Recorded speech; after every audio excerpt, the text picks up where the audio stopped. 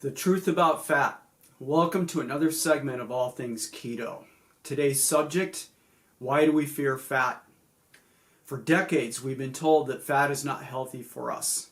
Since the guidelines were first published in 1983, we have been eating a diet which is low in fat, high in carbohydrates. We've seen diabetes, obesity, and cardiovascular disease skyrocketing. As a health coach, and those that follow me, you know that I'm an advocate for the low carbohydrate, high fat, moderate protein diet known as the ketogenic diet. You also know that nearly 2 years ago, in fact it is 2 years ago at this point, being December in 2019, we're almost into 2021, that I was diagnosed as being pre-diabetic.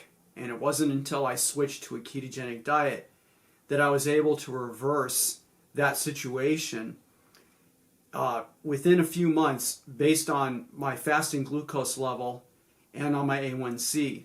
Now, the other aspects of a diabetic profile have taken longer to recover, but I am happy to tell you at this point, after having been on this high-fat diet, low carbohydrates, 50 grams of carbs per day, that my dyslipidemia has also reversed to a large extent.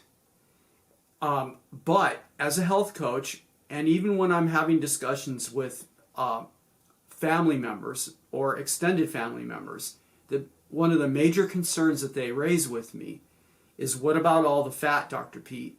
Isn't the cholesterol and the fat going to kill me? So let's delve in and look and see what the science actually has to say about this issue. The answer as to whether or not fat and cholesterol are safe to consume is that it depends. It depends because it relies on what what I call your metabolic platform is. And in fact, your ability to eat fat and cholesterol and metabolize it normally is going to depend on which part of a continuum you're existing on. Most Americans are eating what we call the standard American diet. And that diet includes 300 grams of carbs per day or more. Most individuals, because they're eating 5 to 6 times a day, when we add in the amount of snacks they're eating, and then the types of snack foods that they're utilizing or that they eat, they're probably way north of 300 grams of carbs per day. A lot of Americans, if they have a bowl of oatmeal in the morning with bananas cut up in it, along with perhaps some apples in there and maybe a dash of brown sugar, are probably already starting the day off with 100 to 150 grams of carbs. Now, what they need to realize on this end of the continuum, in this diet of high carb and low fat, the high carb diet stimulates high levels of insulin on a chronic level. So they're producing or overproducing insulin all day long. This results in the storage of saturated fatty acids and cholesterol. It increases the amount of saturated fat synthesis in cells. So they have high levels of saturated fatty acids circulating in their blood, along with high levels of triglycerides and low HDL. This portion of our society, which is large, it's now estimated that there are only 12% of Americans that have normal metabolic profiles. That means 88% of the people walking around are on the right side of this continuum as you look at it on the slide. So they have certain levels of what we call insulin resistance and high systemic inflammation, which is characterized, to summarize quickly once again, high triglycerides and low HDL. Now, there is a certain cadre of our population, or a certain group in our population, that eat like I do. So they're eating a diet which is low in carbs and high in saturated fats and cholesterol. When we go to a low carb diet, and a lot of us are on on low carb diets that are anywhere from 50 grams a day to or lower. There are some people that ride the rail, so to speak, around 100 to 150 grams of carbs per day. What we all have in common, and this would be the group that has lowered the carbs and increased the amount of fat. Our bodies optimize saturated fat oxidation, so we're burning the fat. We decrease the amount of saturated fat synthesis in our cells. Therefore, we have low circulating saturated fat. We have low circulating triglycerides. We have high insulin sensitivity, and we have low systemic inflammation. And this is why over the last two years of having shifted to a low carbohydrate, high fat diet, that I have seen the normalization of my lipid system. So I started out as a pre-diabetic with dyslipidemia. So I, as an eater of a high carbohydrate diet, when I was diagnosed with prediabetes, had high circulating triglycerides and a low HDL, and I was insulin resistant with high systemic inflammation. When I shifted to the low carb, high fat diet, I now burn the fat that I eat.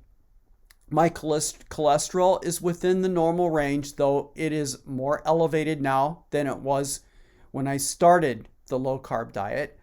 I have high insulin sensitivity and low systemic inflammation. Now, to move specifically to the issue of cholesterol, because quite frankly, this comes up a lot in the discussions I have with the people that I work with, and again, with my extended family. And usually the question is, my doctor told me not to eat cholesterol, not to do the fat thing.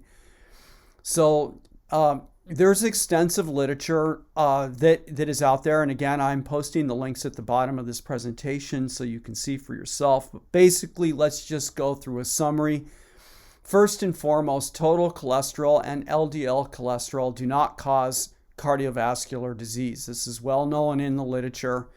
As far as research that is non-associational. What that means is that your doctors mainly was taught in medical school about associational research. This is where they make a correlation between certain factors in a group of people, and those types of research programs have been shown to be notoriously inaccurate when they're trying to draw a close relationship or a causal relationship between something that they see and then an individual. And I'll give you an example. If they cut open somebody and they find a plaque in their arteries and the plaque has cholesterol in it, then what's happened is they've assumed that the cholesterol is the reason why in the plaque that caused an occlusion to that artery, that it was because of the cholesterol that was in there. This turns out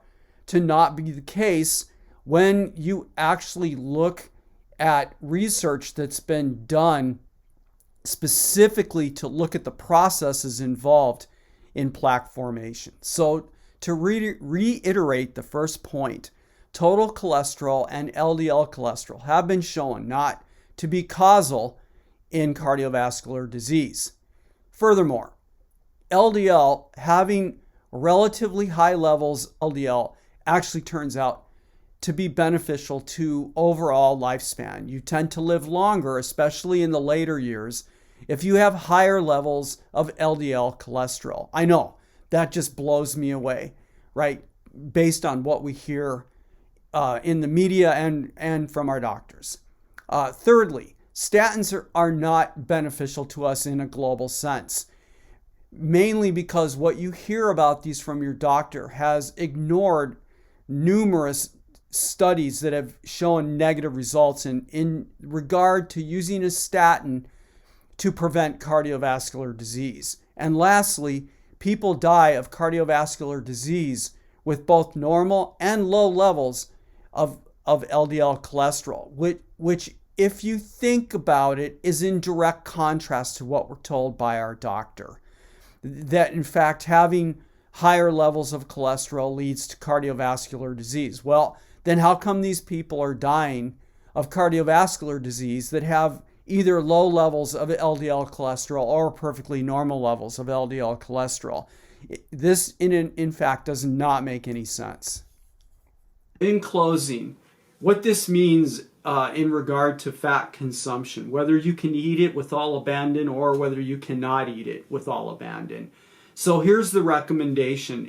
If you're a happy standard American dieter, right, you're eating the standard American diet, a diet which is high in carbohydrates, low in fat, and moderate in protein, then no, it's not a good idea that you're stacking the butter, the beef tallow, the ghee, bacon grease, or any of the rest of the fats up, stacking that up really high in your diet. It's not a good idea because the high carbohydrate intake that you're taking in every single day is causing the chronic elevation of insulin. And insulin is a master hormone that causes dysregulation in a whole bunch of different regulatory pathways, one of which it causes dyslipidemia in your system.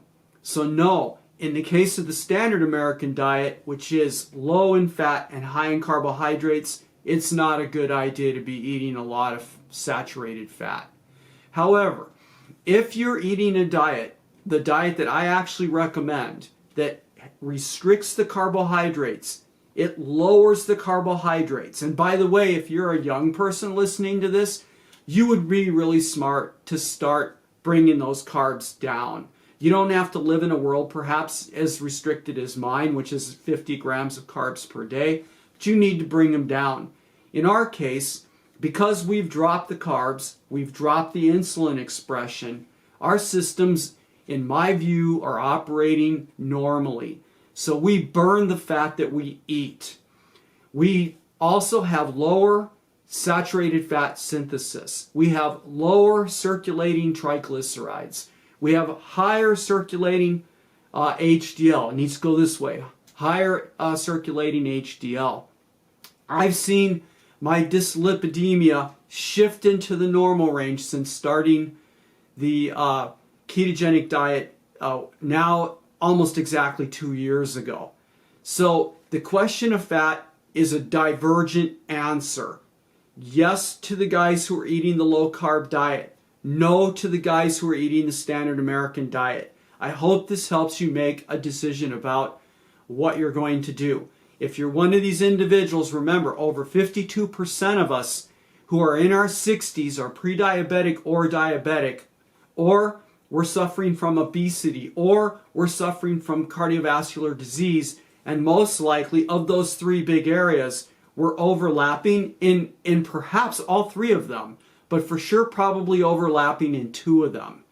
So the way to reverse those conditions, these are the top three conditions, is to go to a diet that's low in carbs. And yes, when we go to the diet that's low in carbs, we can eat all the fat that we want. Wow, that was a mouthful. Please leave your comments below. We'd like to hear what you think about eating fat. Do you agree or do you disagree with the premises that I outlined in the video? We'd love to hear from you, so please leave a comment below.